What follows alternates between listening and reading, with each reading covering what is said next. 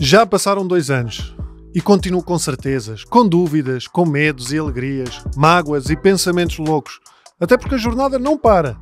E já sabem, aqui somos todos malucos. Olá a todos, sejam bem-vindos a mais uma semana aqui no Somos Todos Malucos. Já sabem, continuem a acompanhar o podcast no YouTube. Se estão aqui a assistir, deixem o vosso like, partilhem, ativem as notificações para... Não se vão esquecer do novo convidado e então assim recebem a notificação e sabem que tem uma conversa nova para ouvir. Venham aos comentários, porque eu venho aqui também aos comentários falar convosco e deem também as vossas sugestões que muitas vezes são aceites e acabam por entrar aqui no rol de convidados. Engraçado é que muitas vezes há algumas sugestões que dão, eu também já tinha pensado nelas, portanto há aqui uma certa sintonia nos temas, o que é porreiro. Podem também fazer parte agora do Patreon, da nossa comunidade Patreon, onde ajudam a suportar aqui o projeto, mas mais do que isso, estão sujeitos a várias ofertas, livros de autores que passam por aqui sobre os mais variados temas. Já houve sorteios também, bilhetes para o espetáculo que tenho com a Catarina, não prometemos para mais ninguém, portanto já, mesmo que seja uma bosta ao espetáculo, pelo menos vão de borla. Portanto, tem várias ofertas, para além do Telegram, onde nós estamos sempre à conversa. A convidada de hoje é uma pessoa que já cá esteve e na altura... quando esteve cá, nós ficámos logo com a ideia aqui na conversa que seria bom voltar com outro tema. E depois, lá está, nos comentários do YouTube, muita malta a dizer, sim, tem que voltar, esse tema deve ser muito, muito curioso, tem que voltar mais vezes. E cá está, então, uma convidada que é formada em Física, que foi professora de Física, Matemática e Mecânica Quântica. Quando veio cá, dessa primeira vez, nós falámos sobre a neurobiologia das emoções, mas falámos, havia tanta coisa para falar que ficou uma questão no ar, que era, na altura, será que estamos programados biologicamente para praticar o bem ou é algo que é individual? E por isso está de regresso a Isadora Migliori. Obrigado, Isadora, por teres vindo. Migliori, italiano. Obrigado por teres vindo. Sim, obrigado pelo convite. Mas é verdade, não sei se depois tu viste os comentários no YouTube, havia malta que ficou muito satisfeita com a conversa que tivemos aqui e que sugeriu também exatamente este tema. E este tema, eu acho que posso começar com esta ideia de que há estudos que defendem, tu sabrás isto melhor do que eu, como é óbvio, que defendem que quando nós comemos algo que gostamos muito, ou quando estamos numa atividade ou um jogo ou algo que nos estimule, os nossos centros de recompensa são ativados, mas num curto espaço de tempo. Daí que surjam também, associados obviamente a outras questões de saúde mental, mas surgem os vícios, as compulsões, não é? Porque a pessoa está sempre à procura daquela recompensa. No entanto, nós quando praticamos o bem, quando ajudamos os outros de forma desinteressada, também já há alguns estudos que mostram que os centros de recompensa ficam ativos durante muito mais tempo. Isto fez-me pensar numa coisa. Isto quer dizer, de alguma maneira e de uma forma muito simplista, que nós fomos desenhados para praticar o bem? O que é que tu achas? Olha, eu acho que é uma boa questão e que daí tem muita possibilidade de caminho. Mas, dando uma resposta simplista, sua pergunta simplista, acho que sim. Então pronto, obrigado. Até para a semana. Então agora vamos abrir um Sim. pouquinho o tema, né? Sim. Porque, como você começou falando, né, que os nossos centros de recompensas, eles são ativados por determinadas coisas que fazemos. Porque, assim, essencialmente, estamos sempre buscando 2 coisas. Segurança e ser feliz. Sim. O tempo todo. A parte da segurança, a gente até fala um pouquinho mais para frente, tem a ver com o nosso sistema nervoso, entre o simpático e o parasimpático. A segurança até terá sido sempre o primeiro, não é? E o medo. Sim, não é? Exatamente. Estão os dois associados. O nosso sistema nervoso está sempre buscando uma resposta. Luta ou fuga. Sim. O tempo inteiro estamos nisso. E se o luta ou fuga é o sistema simpático e o segurança é o parasimpático.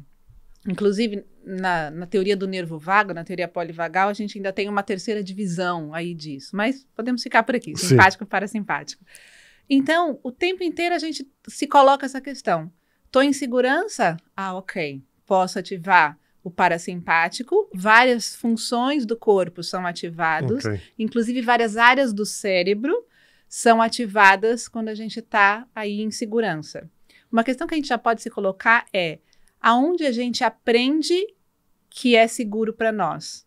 E pode ser lugares, na verdade, super desconfortáveis e super inseguros, mas a gente se ensinou que aquilo ali para mim é segurança. Sim, por alguma razão tu tens pessoas que vivem de uma forma também lá está muito simplista, que vivem em bairros que são complicados, mas para eles são lugares seguros. Sim. Porque cresceram ali e aquilo foi entendido como eu aqui estou tranquilo. Mas levas lá alguém de fora e não sente a mesma coisa. Exatamente. E trazendo até para uma situação da vida de muitas pessoas. Um relacionamento tóxico. Todo mundo olha e volta e fala assim, por que aquela pessoa está ali?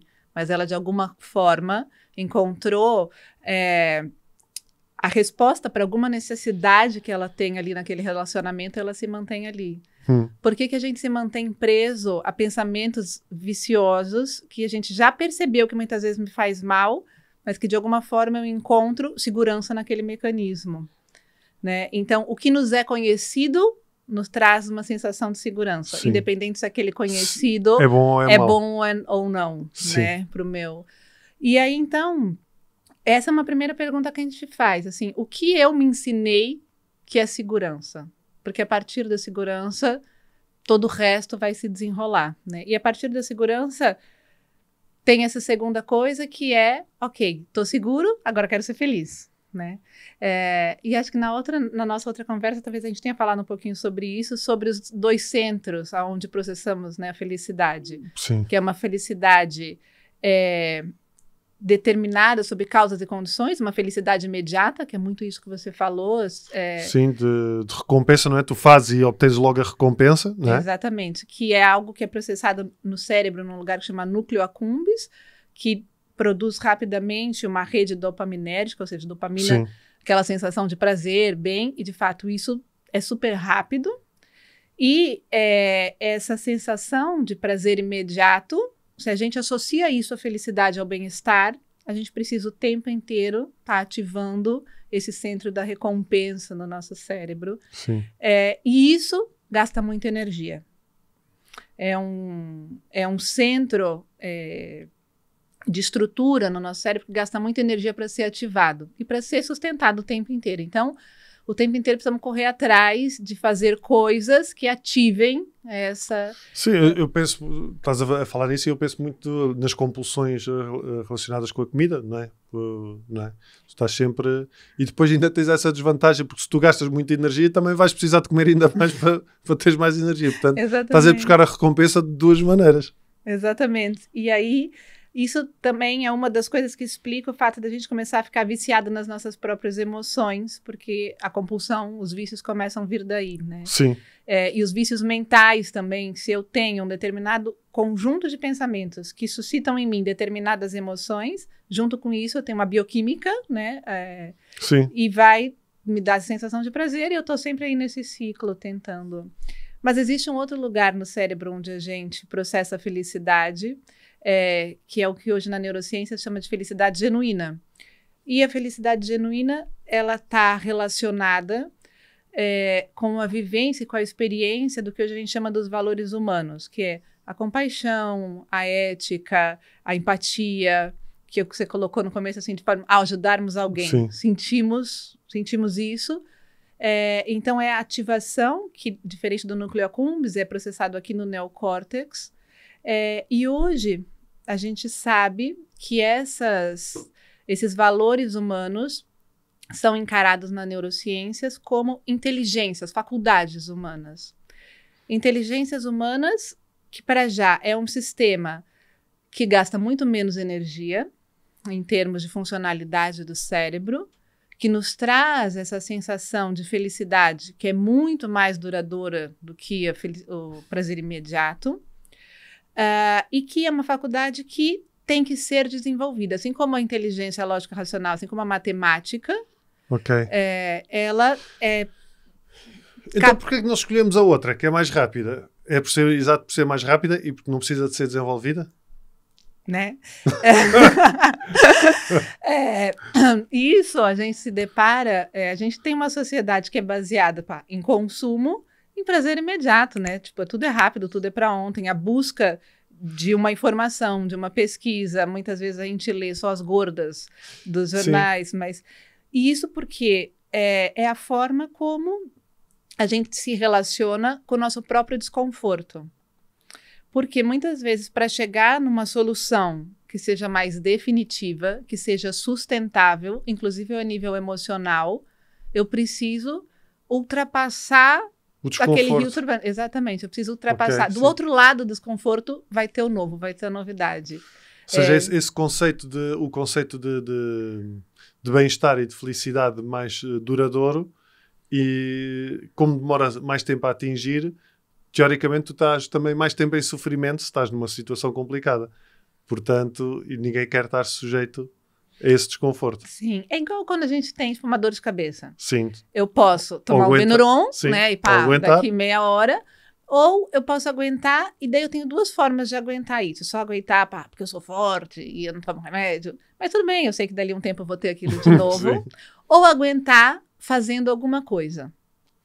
E é isso que eu acho que vale a pena. Porque aguentar fazendo alguma coisa significa eu investigar a raiz daquilo, né? Por que eu tô tendo aquela dor de cabeça? Vem de uma coisa alimentar, é alguma coisa na vesícula, tem a ver com o fígado, é emocional, enfim, esse sustentar ativo de uma autoinvestigação, né?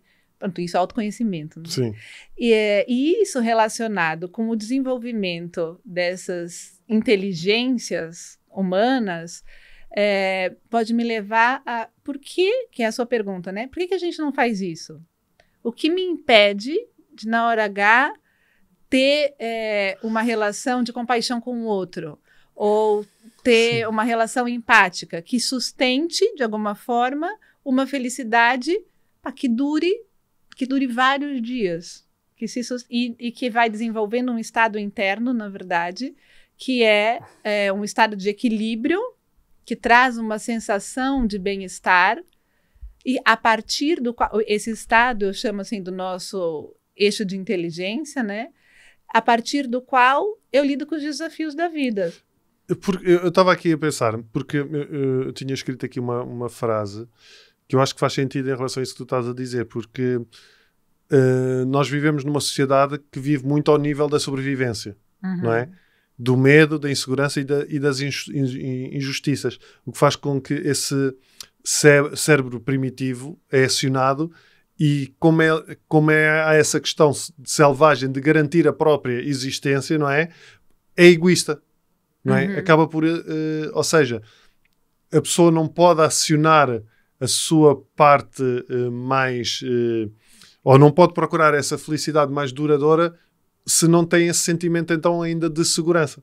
É isso? Exatamente, é isso. E você tocou num ponto que é fundamental. Quando você diz assim, é egoísta, estou pensando em mim. Eu, que estou separada dos outros, né? Quando eu penso só em mim, eu me vejo, me entendo como um ser que está separado de todas as outras pessoas, de todas as outras coisas. Mas não estamos. E aí, tem experimentos muito interessantes atualmente que mostram isso. Por exemplo, tem um experimento feito ao retirar células humanas e colocarem in vitro sozinhas, mas em condições ideais, de temperatura, de alimento, oxigênio. Assim, a célula está mesmo numa situação ideal. E essa célula, ela está ali vivendo, se desenvolvendo, até que ela ativa o mecanismo de apoptose, que é morte celular programada. Autodestruição. Autodestruição, sim. Exatamente. Porque sozinha a célula não serve para nada. Não serve para nada, ou, né, colocando assim, intelectualizando a célula, não vê sentido na sua existência. Agora, se a célula está num conjunto, está numa colônia, isso já não acontece. Isso para ver assim, que até no nível celular, somos seres sociais, somos seres que encontram sentido na rede, na interação, né? Na teoria polivagal, que é uma teoria mais atual do sistema nervoso, que não é só bipolar, né? A gente também tem esse conceito de que o nosso vago ventral, ou seja, que é a parte do nervo vago que nos permite esse estado de felicidade genuína, esse estado de tranquilidade, de regulação emocional, ele acontece no que na teoria polivagal chama de engajamento social, mas essencialmente é conexão, empatia, estar com os outros, estar em sociedade, vivendo ativamente na contribuição do bem comum daquilo. Mas onde é que isso se perde? Porque, por exemplo, há pessoas que não gostam de estar com ninguém.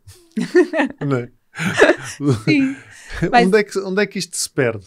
Onde é que isto se perdeu? Esta ligação? Sim, eu acho que foi nisso? Foi na sociedade? Foi na educação? Foi... eu acho que essas duas palavras que você falou são fundamentais, né? Sociedade e educação. Porque nós vamos aprendendo a fazer o que fazemos através da convivência com a nossa família e através do processo de ensino que a gente passa os primeiros 10 anos da nossa vida ali, né? E o que a gente vai aprendendo aí?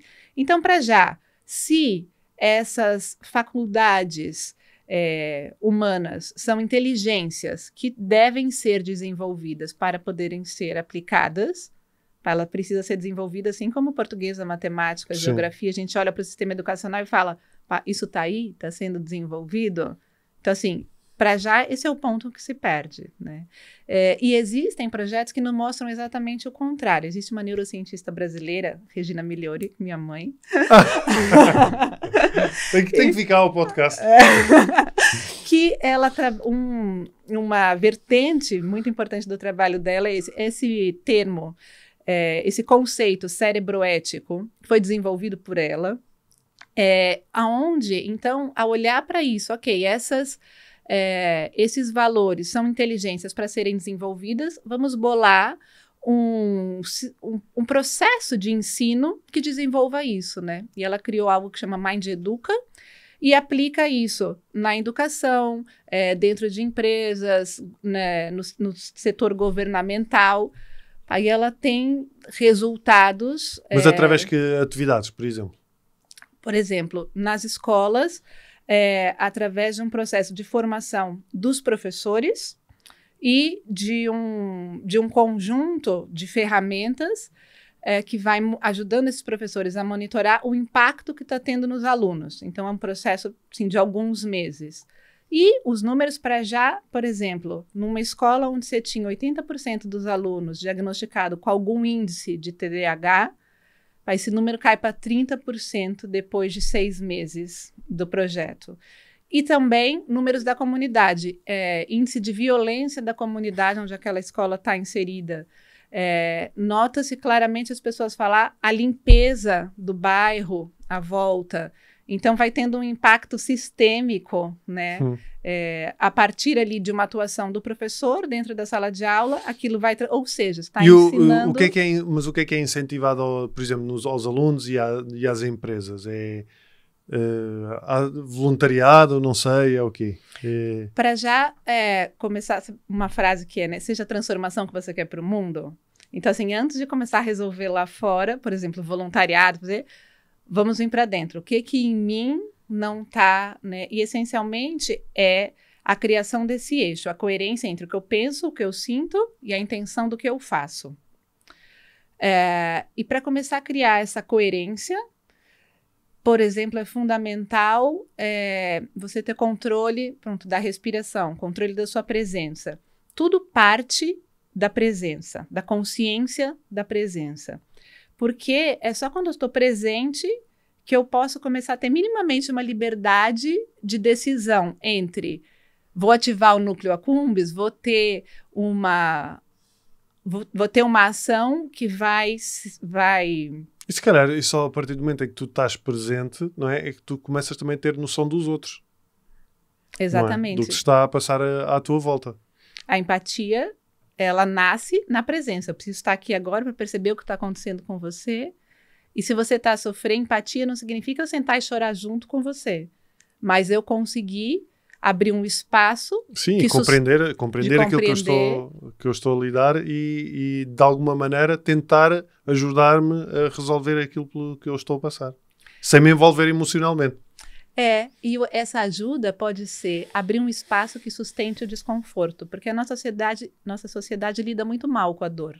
Quando a gente vê alguém chorando, a primeira coisa que a gente fala é assim, não chora, não precisa. Ou, não fica assim. A pessoa está triste. É preciso.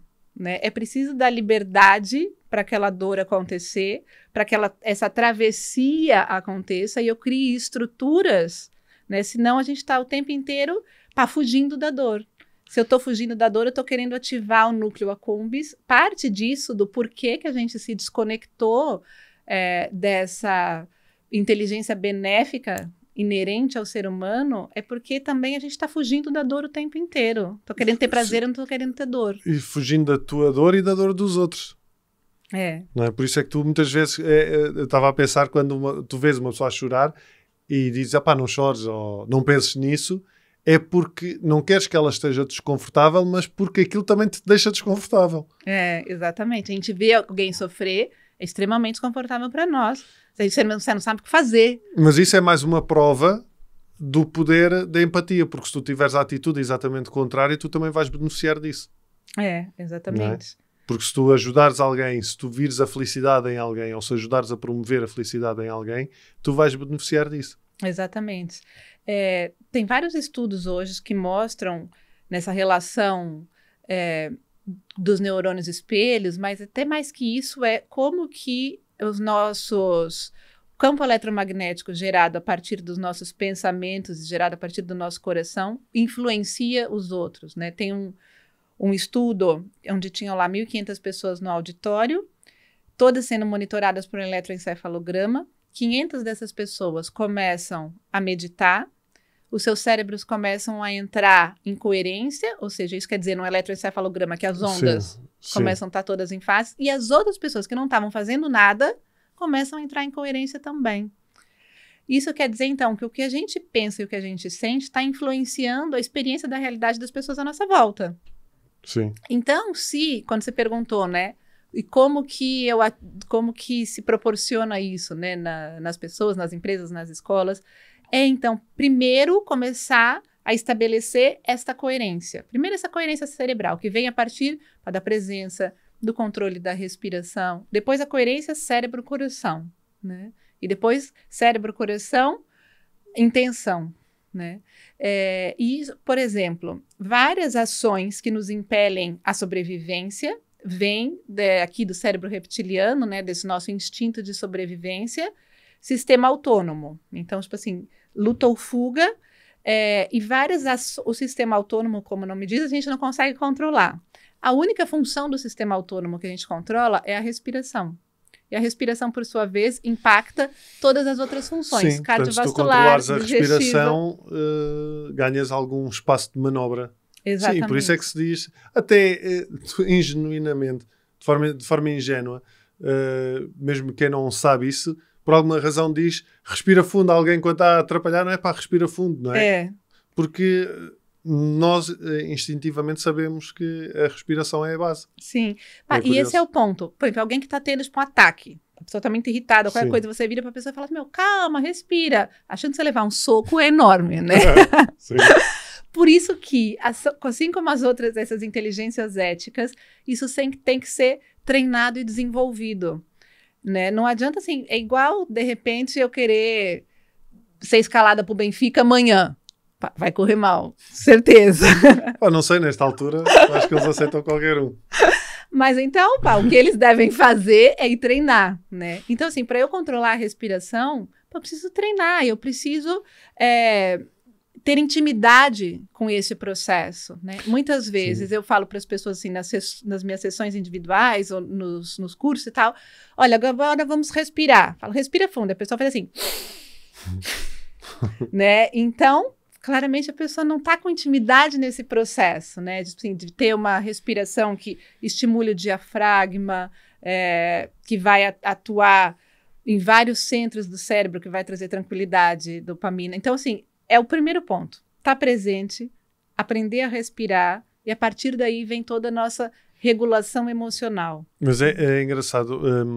Eu leio muitas revistas científicas e como é que se chama? Artigos científicos, e há uns tempos eu tinha-me cruzado com onde falavam de um estudo em que mostravam que bebés de poucos meses de vida que já apresentavam comportamentos de generosidade e que preferem interagir com pessoas que fazem o mesmo, que funcionam como uma moeda de troca. Ou seja, esse potencial para o bem comum e ético, não é?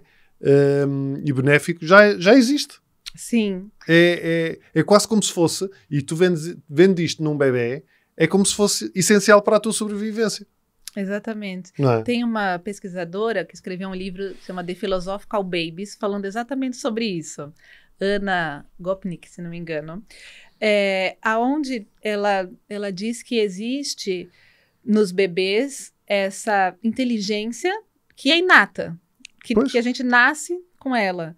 E que, ao longo da vida, se ela não for desenvolvida, igual uma língua, se um bebê for aprendendo uma determinada língua e não estimularem eles a falar outras, alguém foi estimular a falar só português, quem não vai falar italiano ou inglês, então eu prescindo daquilo, mas que existe uma gramática moral, ela diz de alguma forma, que está disponível, mas que tem que ser incentivada pelo processo educativo, pela própria família, pelo meio onde ela vive, e se aquilo vai sendo atrofiado, né, de alguma forma, se não vai sendo desenvolvido, mas que existe disponível para nós enquanto bebês, né? Então isso nos faz olhar de uma forma assim, bom, é urgente a gente olhar para o nosso sistema educacional, e não só a escola, governo, mas para o nosso sistema educacional dentro da nossa própria família,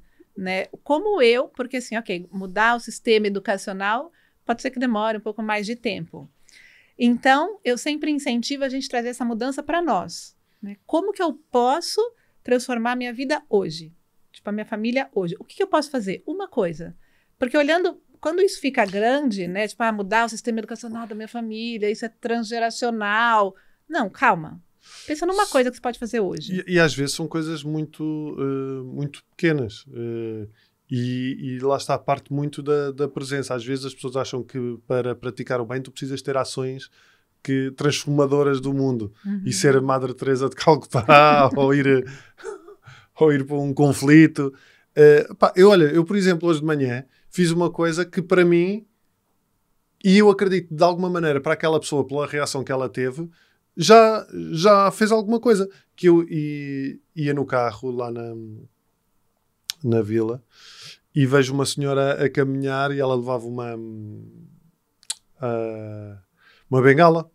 E eu perguntei-lhe, parei o carro, se precisa de boleia? E ela olhou para mim e sorriu.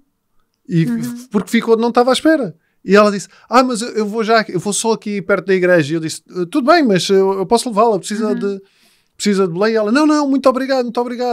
O resto, bom dia, muito obrigado. E eu acho que às vezes, só estas pequenas ações já são transformadoras. Não é? Porque tu já estás a criar aqui aquele sentido de comunidade. Exatamente. Esse engajamento social, essa empatia, perceber uma determinada necessidade do outro, né? Porque quando nós abrimos esse espaço, tem uma professora minha que diz uma frase que eu acho que é excelente, que é: o melhor presente que a gente pode dar para alguém é a qualidade da nossa presença. E isso significa estar presente. E se a gente está presente para alguém, normalmente, o que a gente quer? O que nos traz segurança? Se sentir ouvido, se sentir visto, se sentir incluído. Normalmente são elementos que a gente busca para se sentir em segurança. Então, quando a gente abre um espaço de escuta para o outro, já baixa a armadura, já baixa as armas, né? E a partir daí, né, posso ir estabelecendo, inclusive, assim, ferramentas que me possibilitem escutar melhor ou que o outro me escute melhor. Isso, de uma forma prática, são coisas que eu posso fazer na minha casa, né? Porque a gente é viciado em resolver problema, né? E se eu quero resolver um problema agora, normalmente eu não dou o tempo suficiente para a verdadeira solução emergir. E nem distanciamento necessário. Exatamente. Isso tanto para mim quanto para alguém. Por exemplo, um filho chega, está acontecendo isso. Eu digo, não, calma, não fica assim, tá tudo bem. Pai, vamos dando assim um tiroteio de ideias para a pessoa resolver aquele problema. E às vezes tudo que a pessoa precisa é ser ouvida, Ela não precisa de um conselho. Ela precisa ser ouvida. Assim Sim. organiza as ideias, a onda emocional passa, né? Uma emoção, ela é uma reação fisiológica do corpo em relação a algum estímulo. Então, uma onda emocional, ela dura 10 minutos. A gente pode dar play sistematicamente durante o dia inteiro, né? Sim. Mas, pronto, sabendo dessa informação, então, por exemplo, algo que me desconectou do momento, da realidade, tipo, passei-me, né? Se eu sei que aquela onda dura 10 minutos, antes de ter uma reação, de querer resolver... Pelo menos aguentar aqueles 10 minutos. Exatamente. Eu posso, se eu tô numa conversa, falar assim, olha, eu preciso de um tempo, eu preciso de 10 minutos, eu já volto. Aí você sai, vai beber uma água, vai respirar, é você, isso é se conhecer e falar assim, pá, tá vindo a onda, vou me passar. Tipo, eu vou dar um grito, vou explodir, vou fazer alguma Sim. coisa que não contribui para o bem comum. Ou seja, não contribui para a boa resolução daquela situação. Então, e isso a gente pode ensinar em casa, pode ensinar para as pessoas. E aí eu espero aquela onda passar, calma, o que eu estou fazendo com isso? Estou voltando a ter coerência mental, estou voltando a ter coerência entre os meus centros de inteligência e posso sustentar o desconforto daquela situação sem querer dar uma solução imediata. Porque a mesma mente que resolve os problemas é a mente que cria os problemas. A gente também fica viciado em resolver problema. Quando não tem nada para resolver... A vida é uma continuidade da resolução de problemas. Exatamente, mas pode não ser, né? Sim. Porque uma vida baseada na vivência dos valores humanos, ela é muito mais rica do que só resolver problemas. Sim. Né? Podemos viver outras coisas para além disso. Então... como nos livrar do vício de ficar resolvendo problema toda hora? Porque isso é uma das coisas que desconecta dessa função essencial. É abrir essa janela de espaço, não é? De tempo. Uhum. Esses tais 10 minutos, não é? É aguentar a bala. Uma outra coisa que eu também sempre convido as pessoas porque muitas vezes a gente se vê num beco sem saída falando assim, pá, mas eu não tenho escolha. Né? Se eu não fizer isso, o que eu vou fazer? A gente se vê muitas vezes assim, colocado contra a parede pela vida. Então, sustentar esse desconforto, algo que você pode pensar bom, pelo menos assim, por uma hora eu vou duvidar das minhas certezas. Eu falei assim, e eu convido as pessoas a fazer isso, olha, num ambiente seguro, você está lá em casa, sozinho, numa hora que você está na casa de banho, se abre a duvidar das suas certezas mais absolutas. Nesse sentido, nesse lugar, assim, de, se eu não fizer isso, ou se não for eu a fazer... O que é que vai acontecer? O que vai acontecer, exatamente. Porque muitas vezes, quando a gente se coloca nessa posição do que, se não for eu a resolver tudo isso, quem vai ser? Né? O preço de ser tipo, a heroína ou o herói da história, a gente também está impondo um preço à volta para os outros. Né? Sim. Tem um caso que o criador da comunicação não violenta conta, que ele estava dando um curso e uma das senhoras chega lá para ele e fala assim, pai, eu odeio cozinhar. Mas só que eu tenho que cozinhar todos os dias, tipo, para minha família. Se eu não cozinhar, ninguém come. Exatamente, ninguém come, não sei o quê. Daí ele falou assim, olha, experimenta pelo menos um dia. E amanhã você volta e me conta. Chega hoje e comunica a verdade. Porque a verdade tem um poder de comunicação. E a gente está sempre tentando subterfúgios para não comunicar a verdade. E é isso que estraga tudo sempre. E aí, então, tá bom. Vai lá a senhora e comunica isso para a família. No dia seguinte, volta ela e o filho.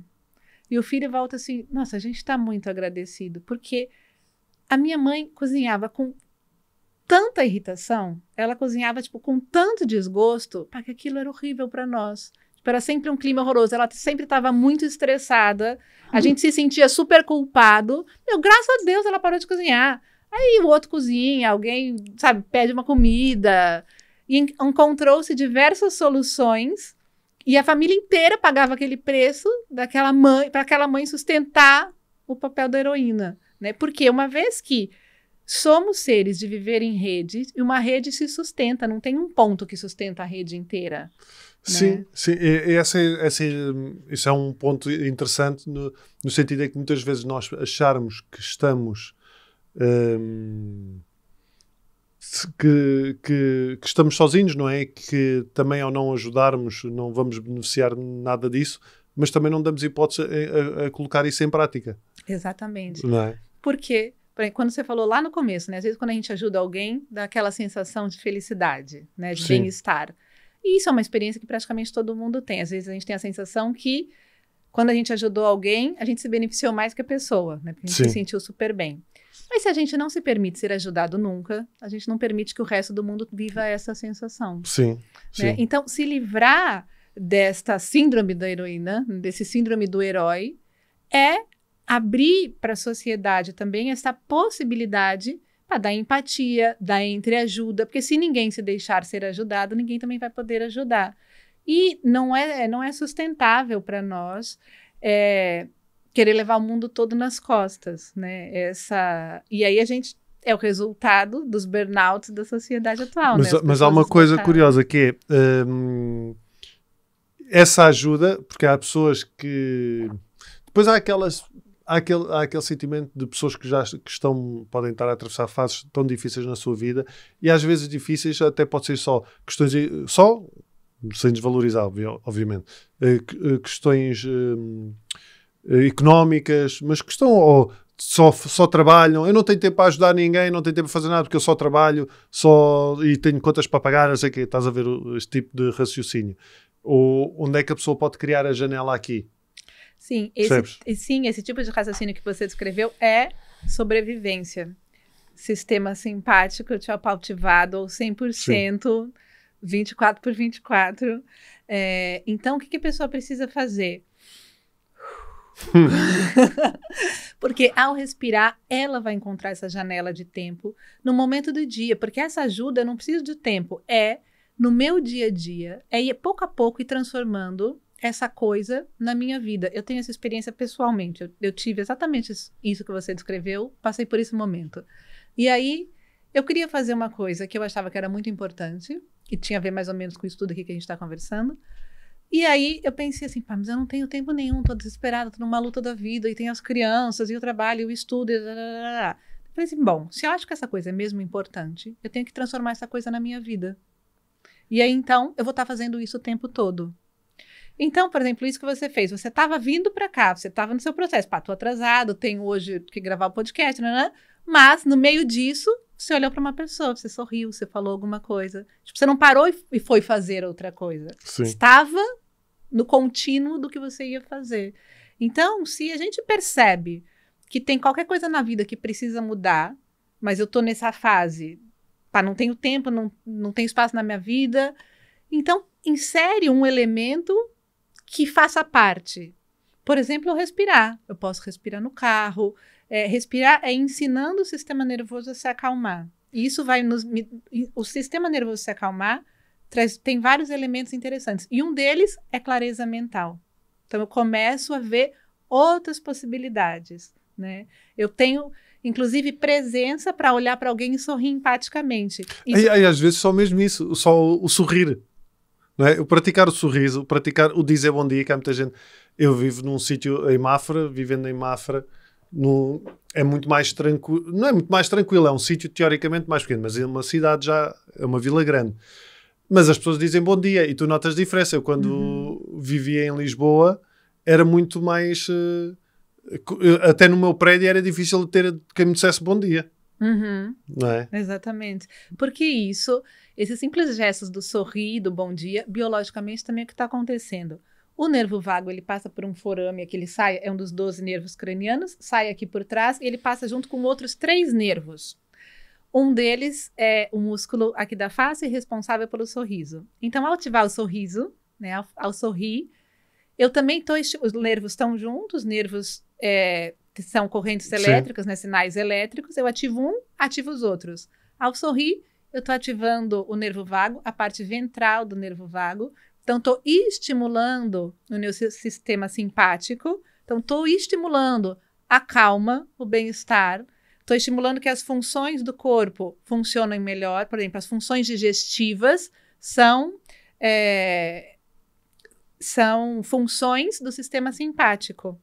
Então, assim, se a gente não tá bem do estômago, não tá bem disposto, né? Logo você já fica um pouquinho mais mal-humorado, né? Não tô muito bem, você fica um pouquinho mal disposto. Então, assim, ter as nossas funções funcionando bem também é criar um sistema aqui interno que me propicie, tá melhor, tá mais bem disposto, né? Mas tem que ser genuíno.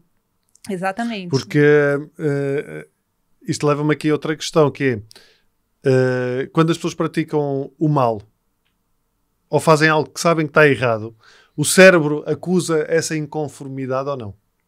Então aí é interessante que tem O auto-engano duas... ao auto-engano, é que as pessoas podem iludir-se.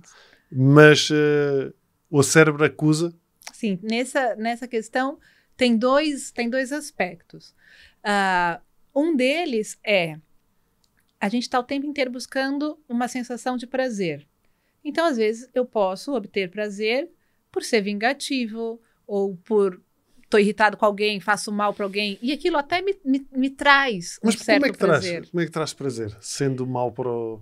Porque eu não estou ativando o centro do prazer empático, né? Da felicidade genuína. É o prazer egoísta, é o meu prazer. Então, se eu acho que alguém foi mal para mim, eu ver o mal daquela pessoa, mas aí que é um gosto amargo, né? É uma felicidade amarga. Eu estava aqui a pensar, não tem a ver também com aquilo que tu estavas a dizer no início de... É aquilo que tu conheces? No sentido... Imagina, alguém que vive teve uma infância difícil, vivia num contexto difícil... sentir prazer na desgraça dos outros ou em praticar o mal, se calhar leva-o por um sítio que ele conhece.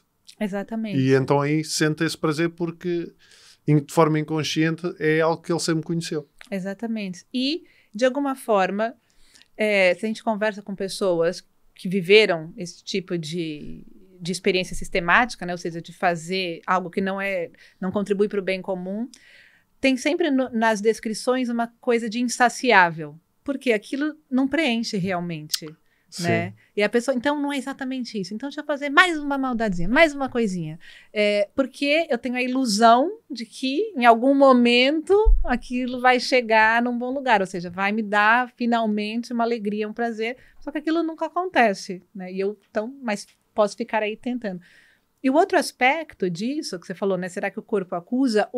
Acusa nesse sentido, para você nunca tem aquela realmente explosão de felicidade, Sim. de alegria, né? E outra é essa coerência entre o que eu penso, o que eu sinto e a intenção do que eu faço. Uma coerência construtiva, ela vai trazer benefícios para mim e para as pessoas que me rodeiam. Isso ativa essa parte do lóbulo frontal da felicidade genuína.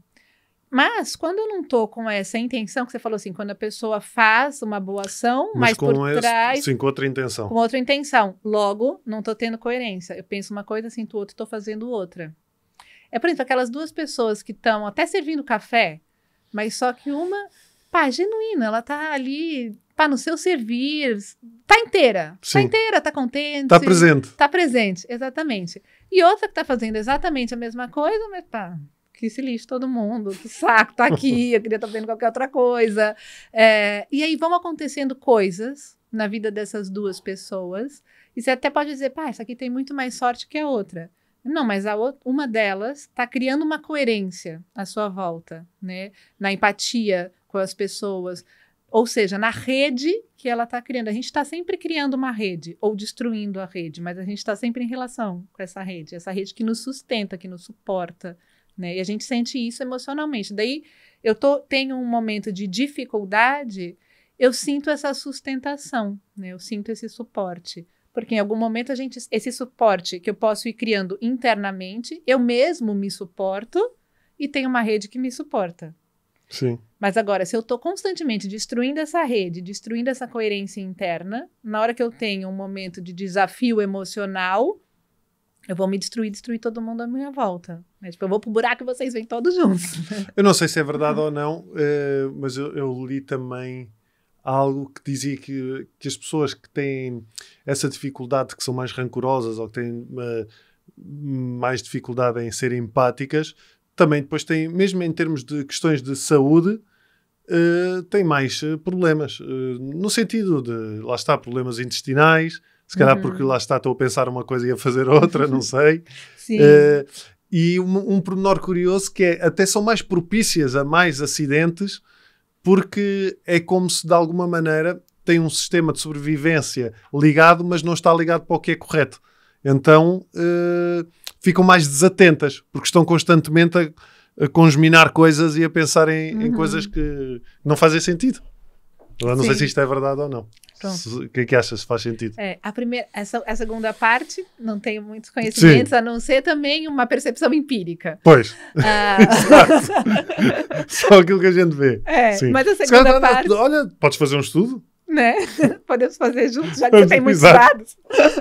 Mas a primeira parte, daí sim, existem muitos estudos nessa relação da somatização, né? Somatização emocional. Então, tem várias pesquisas de doenças específicas relacionadas com tipos de pensamentos, né? Que, no fim das contas, vai dar, assim, tipos de personalidades. Pessoas com, ou, como você falou assim, né? Ou mais rabugentas, ou mais reclamonas, com um olhar... mais pessimista da vida, né? Aquilo vai somatizando de formas mais específicas no corpo que podem dar origem a determinados tipos de doenças, né? E isso é super interessante, porque quando a gente percebe, então, que quando a gente está o tempo inteiro em estresse, né? Uma das coisas que desliga no nosso corpo é o nosso sistema imunitário. Pois, sim. E que, então, se o nosso sistema imunitário não está ali com sentinelas olhando assim, como isso é um problema... Mas desliga o stress, desliga o sistema imunitário. Porquê? Porque baixa... Isso é... Fala-se isso muito é na empírico ciência. também, Sim. a gente sabe. Fala-se então... na ciência e na psicologia que o stress diminui o nosso sistema imunitário. Exatamente. Mas porquê? Porque é o seguinte, o stress, ele diz respeito a algo que está fora de nós. É um perigo que está lá fora. Sim. E o sistema imunitário, que é um dos sistemas que gasta mais energia no corpo, ele diz respeito a algo interno. Existe uma área do cérebro que é quem controla a energia do corpo, onde que a gente vai gastar energia agora, que é o hipotálamo. Então, tem um exemplo que eu dou frequentemente, que é como assim, se a gente tem uma bactéria no intestino, o intestino liga para o hipotálamo e fala assim, olha, temos aqui uma bactéria, preciso de reforços. Mas quer ver o que é que se passa. E aí, então, em seguida, os nossos sentidos, também através do sistema nervoso, o hipotálamo recebe uma outra ligação, dizendo assim, tem um leão correndo atrás da gente, manda agora reforços. E então, se o leão nos comer, a bactéria vai ser um problema do leão, não vai ser mais nosso. Sim. Então, o estresse diz respeito a algo que está fora. Tudo que é do foro interior vai ficar em segundo plano. Assim que essa ameaça externa for neutralizada... É como se a ameaça externa fosse sempre superior à interna. Exatamente, porque é um perigo iminente. Sim. É algo que, tipo, de vida ou morte, por isso que é luta ou fuga. Sim. Que pode acontecer agora. E não só... Então, como eu disse, assim, tudo que é de foro interior fica para um segundo momento. O que mais é de foro interior? Olhar para as nossas emoções, o acesso ao nosso inconsciente, inclusive o acesso à criatividade. A gente fica resolvendo problemas sempre numa mesma linha, mas aqueles pré-programas que vão condicionando muitas das nossas ações e dos nossos pensamentos, traumas, tudo isso fica em segundo momento. A hora que der, a gente olha para isso. Agora tem uma emergência. A gente fica vivendo na emergência, né? Sim. Outra coisa que é desligado é o sistema de restauração celular. Por exemplo, todas as células do trato digestivo são 100% trocadas a cada 3 dias. Só que esse processo de regeneração celular, de troca celular, ele também é parcialmente desligado quando a gente está em estresse. Por quê? E daí também faz sentido depois teres mais problemas gastrointestinais e não sei mais o quê. Exatamente. Quando estás em processos de stress. E vários outros órgãos, porque as células, pronto, todo o mecanismo celular, não vou entrar aqui no detalhe agora, né? Mas elas são trocadas por quê? Porque elas começam a não funcionar bem, não começam a funcionar com todas as suas funções em 100%, sim. E isso é um processo natural, e aí troca. Mas só se elas não são trocadas, os nossos órgãos começam a trabalhar com células que não estão no potencial da sua função. Logo, começando a funcionar mal, logo a gente começa a ficar doente.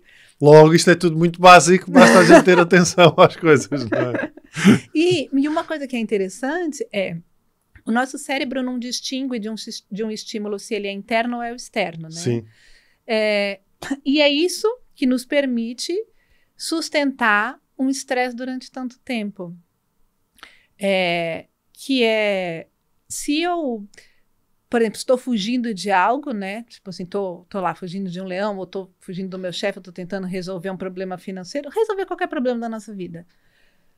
Se eu não estou no momento presente, eu fico o tempo inteiro ou ansioso com alguma coisa do futuro, ou angustiado com alguma coisa do passado. Eu estou sempre estimulando esse momento de estresse. Psicologicamente, a ameaça real nem está mais lá. Né? Sim, porque eu pensando, eu lá está lidando com ansiedade e com a perturbação obsessiva compulsiva, consigo-me rever muito nisso, porque eu posso manter uma obsessão ad eterno. Exatamente. Simplesmente com o poder da sua mente. Sim. Então, assim, e uma questão que eu sempre coloco é, se a mente tem o poder de nos adoecer, então será que ela também tem o poder de nos curar? Pensando na eterna simetria da dualidade, né? Sim. E isso, desculpa interromper, mas isso vê-se exatamente quando tu entras, lá está, quando tu consegues tornar-te mais presente, isso muda de um momento para o outro. Claro que não te cura, porque é um hábito, tu precisas de criar um hábito, não é? Lá está, precisas de criar novas redes neuronais, certo? Exatamente. Porque tu estás, infelizmente, quando tu não praticas o bem, também o teu cérebro está habituado a não praticar o bem, não é? Ou está habituado a esse processo. Portanto, todo esse processo de transformação vai levar algum tempo, mas não é assim também nada do outro mundo, digo eu. Exatamente. Uma rede neural demora de 21 a 65 dias, né? Então, uma coisa é, por exemplo, alguém que está nos ouvindo pode estar tendo insight. A gente tem insight, está criando rede neural. E aí, ok, a rede neural está lá criada, mas só que é igual quando a gente vai num corta-mato pela estrada, assim, uma estrada que, ou você vai fazer uma trilha que leva a algum sítio bonito. Faz muito tempo que ninguém passa ali, o mato tá grande, sim. É difícil de passar, você se arranha, é difícil. Sim. Agora, uma estrada onde passa muita gente o tempo inteiro, aquilo tá mais fácil. As redes neurais funcionam mais ou menos dessa forma, né? Uma rede neural que é pouco estimulada, é pouco utilizada, tá menos disponível, então a gente não passa muito por ali. Ou seja, a compaixão e a empatia também influenciam essa plasticidade cerebral e a criação de novas redes neuronais. A vivência, né, o estímulo da vivência disso vai criando redes neurais nessa região específica do cérebro, e se a gente vai ir estimulando que essa região seja mais utilizada, ela inclusive vai gerando outra bioquímica no nosso corpo, as nossas células começam a funcionar, inclusive, de forma diferente, porque tem outras informações disponíveis no sangue, e, de fato, a gente vai ficando diferente. Né? Tem vários estudos que mostram, assim, por exemplo, pessoas que tinham determinadas doenças crônicas, e elas começam a meditar, tipo, 2 vezes por semana, 10 minutos. E elas têm uma melhora, não só na sua sensação física, mas de bem humor, de bem-estar. As famílias relatam, nossa, minha avó só reclamava, agora ela está tão melhor. E a senhora só começou a respirar e está presente. É tal coisa. Nós às vezes achamos que para mudar, e até podemos ter esse potencial muito presente de empatia em nós, mas devido lá está ao cérebro de resolver problemas, não está tão ativado. Mas às vezes é isso, às vezes não precisas de grandes transformações, podes fazer pequenas alterações, pequenas mudanças, é o suficiente para tu começares a ver essas transformações, mas tens é que aplicá-las de forma consistente, certo? Exatamente, e o aplicar de forma consistente é neurologicamente, né, estabelecer essa rede neural. A presença vai te permitir perceber pequenos impactos à sua volta, e isso é muito importante, porque quando a gente percebe que algo deu resultado, o que acontece? Ficamos felizes com isso. Fala assim, ok, quero repetir essa experiência. Mas depois, muitas vezes, e falo da minha parte, muitas vezes eu sei que uma coisa me faz bem, mas depois a preguiça e uma data de coisas aqui à volta faz com que eu não a repita. E você acabou de responder a primeira pergunta que você me fez. Por que, sabendo de tudo isso, a gente vai lá e faz outra coisa? Preguiça.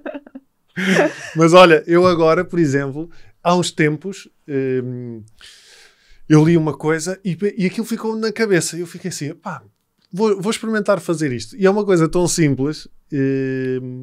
E houve um período que eu consegui fazer e depois, não sei porquê, lá está, parei. E agora estou a tentar de forma consistente fazê-lo todos os dias. Que é, não sei se já falei disto aqui, que é antes de me deitar, eu penso numa coisa pelo qual estou grato, em relação à minha vida toda. Uhum. E pode ser a coisa mais básica, como pode ser... Não interessa. Mas uma coisa pela qual estou grato na minha vida, algo positivo que aconteceu nesse dia e algo que eu espero que seja positivo ou que esteja ansioso pelo dia a seguir. E isto é engraçado porque primeiro obriga-te a abrir a perspectiva do teu dia, não é? E a perceber, encontrar às vezes pormenores do género. Eu no outro dia estava, fogo, não vejo nada positivo no meu dia. Depois de repente pensei, epá, espera aí, mas hoje fui passear com a minha filha. Há muito tempo que eu não fazia isto. E o engraçado é que ao começar a fazer isto, no dia a seguir, eu já dei por mim a estar a fazer certas atividades e estar contente a fazer essas atividades. E eu pensar, mas porquê é que eu estou tão à vontade a fazer isto? E depois lembro-me, caraças, eu ontem antes de dormir, eu referi exatamente isto. E isso é muito curioso. Sim. E às vezes são coisas, pá, isto é uma coisa que me ocupa 3 minutos. Exatamente. Sim, porque isso que você referiu, eu tenho uma coisa que chama diário de práticas, que é o que eu ofereço para as pessoas fazerem, e essa é uma das atividades. Olha, vês? Pronto, tá daí bem. E isso tem o exercício do agradecer por uma coisa do dia, é muito importante, porque quando a gente faz à noite uma retrospectiva do dia, é trazer consciência e presença para aquele dia. É olhar, sem uma questão moral do tipo, rapaz, errei aqui, não sei o quê, mas é olhar, inclusive, o que eu consigo melhorar ao fazer essa retrospectiva? Você tem consciência do que aconteceu, inclusive dos bons momentos. E a gratidão, ela ativa redes neurais muito potentes no cérebro, que hoje em dia tem muitos pesquisadores que trabalham sobre isso, e como a gratidão é um das emoções mais benéficas para o corpo. Mas só que a gratidão enquanto emoção elevada. Emoção elevada, eu quero dizer assim, para a gente pensar, obrigada por respirar. A gente está mesmo grato por respirar, mas você não sente assim, aquela coisa, né? Então, conquistas que a gente tem por já adquiridas, a gente não dá essa importância. Por isso que às vezes é tão difícil a gente ter esse sentimento de gratidão por algo. Mas quando a gente então, ok, bora lá, vou fazer esse exercício. É isso, quando tu abres o leque, e principalmente ao fim de uma data de dias, quando te obriga a ir procurar mais fundo, tu começas às vezes a encontrar pequenos pormenores. Exatamente. Nem que seja, eu já dei por mim a agradecer pela oportunidade de acordar todos os dias. Que se calhar não entra tanto nesse... É algo que, não direi que é como respirar, porque é algo... Não sei, eu senti aquilo como algo importante. Sim. Porque foi muito consciente, lá está. E é isso, quando a gente se abre a essa possibilidade, a gente começa a ter experiências do tipo dessa, e que dão um tom completamente diferente para o nosso dia, para a nossa vida. E isso só é perceptível através da experiência. A pessoa pode ter um monte de livros, ouvir 30 vezes no repeat esse podcast, mas só ao aplicar na sua vida, você percebe de primeira mão, fala assim, afinal essa teoria, qualquer coisa que eu ouvi, mesmo funciona. E você começa a fazer a sua própria experiência, o seu próprio experimento, né? E começa a ver pequenas transformações. E isso motiva, né? Tipo, a disciplina tem que vir com essa motivação. Qualquer coisa aqui tá dando resultado. E aí, você vai fazendo ações que vão dando transformações, e aí você vai começando a motivar a ir transformando o mundo à sua volta, mas não através de uma imposição. Por exemplo, gente, agora eu tô agradecendo à noite. Aí você quer que toda a gente à sua volta comece a agradecer à noite. Né? Sim. Mas as pessoas percebem a transformação em você, né? E falam assim, pá, você tá tão diferente, o que você anda a fazer? Aí sim vale a partilha. Eu tô fazendo isso, pô, experimenta lá. E aí as pessoas, a partir do seu exemplo, né? Aquilo que eu disse, a gente ser a transformação que a gente quer para o mundo. Então, a partir do exemplo, da observação, e isso, traduzindo, na educação, é essencial, porque acho que assim, 5% da educação é o que a gente fala, os outros 95% é o exemplo, né? Sim. Então, se você não está nem falando sobre isso com seus filhos, mas você está vivendo isso, essa comunicação está sendo transmitida, né? A gente comunica através da expressão corporal, através do olhar, através dos nossos pensamentos, né? Então, as pessoas que estão à nossa volta começam a aprender isso, né? E o processo de aprendizagem é que possibilita uma vivência genuína do bem comum. Então, para terminarmos, que dicas, duas, três dicas que possas dar para que quem nos está a ouvir, de alguma maneira, possa começar a estimular estas novas redes e esta plasticidade e a estimular a empatia e a compaixão. Sim, estimular assim, essa inteligência ética, né? Então, uma primeira dica seria assim, encontrar um momentinho no dia para respirar. 10 respirações profundas, é isso só. Então, tipo, respirar em 4 tempos, que é inspirar pelo nariz, tentar levar o umbigo lá para fora, segurar o ar um pouquinho, depois soltar, levar o umbigo lá para dentro, segurar um pouquinho no vazio. O que a gente está fazendo? Ao botar para fora, está soltando tudo. Tensões, o antigo, velhas informações. E ao inspirar, trazendo a novidade. 10 vezes. Em algum momento. No banho, a conduzir, parado, pronto. Sim. Pelo menos uma vez por dia, tomar um copo d'água com a consciência do que está fazendo. O processo todo. Então, agora vou me servir de um copo d'água. Então, ok. Vou caminhar, tô dando passos. Peguei no copo, senti a temperatura do copo, textura, ouvi o barulho da água cair, perceber. Ao tomar a água, o trajeto da água dentro do corpo, ou seja, presença. Exato, é isso que para quem está a ouvir, não pense que isto tem a ver com algo transcendental ou místico. Tem a ver com a presença, não é? Tu tens consciência do que estás a fazer. Porque assim, não é nada fora. Um copo d'água todo mundo toma pelo menos uma vez por dia. Sim, esperemos. Então, eu estou tentando trazer elementos que não fujam da rotina, né? Assim, queria muito, mas não tenho tempo para isso. Não, são coisas que você pode fazer, coisas que você já faz. Dá para fazer com cerveja? Dá, né? Sem álcool. Que é para manter o processo da suportar a presença até o final da experiência. Adorei esse negócio da presença, vou fazer de novo. Exato. Na 10ª garrafa. Exato.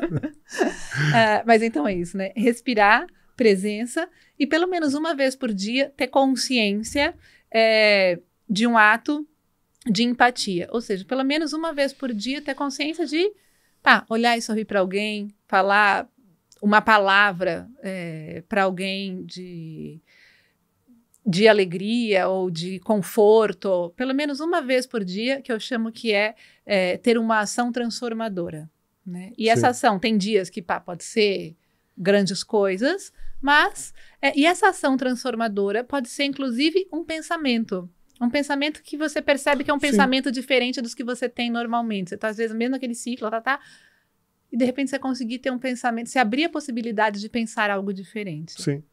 Às vezes até o pensamento, quando tu sabes alguém, infelizmente, recebe uma má notícia, ser empático com essa pessoa através do pensamento e não ser só aquele, coitada. Exatamente. Mas estar aquele genuíno, espero mesmo que corra tudo bem. Sim. E desejo que corra tudo bem. Sim, não é? Que as possibilidades se apresentem, que o melhor para aquela situação. Mas isto lá está, isto tem tudo a ver com a mesma coisa, que é com a presença. Estar mais presente. Olha, Isadora, espero que possas também estar mais presente aqui no podcast. Sim. Muito obrigado por teres vindo mais uma vez. Gostei muito da conversa, acho que foi muito interessante e que foi útil. Quanto a vocês, já sabem, continuem a acompanhar o podcast, venham aqui aos comentários no YouTube. E já agora expliquem e digam-me se têm algumas atividades que vão implementar ou que façam que ajude também a promover a empatia e a compaixão na vossa vida e sejam façam parte desta onda que nós também procuramos promover aqui, como escolhemos a palavra, esta onda de bem comum. Muito obrigado e até para a semana.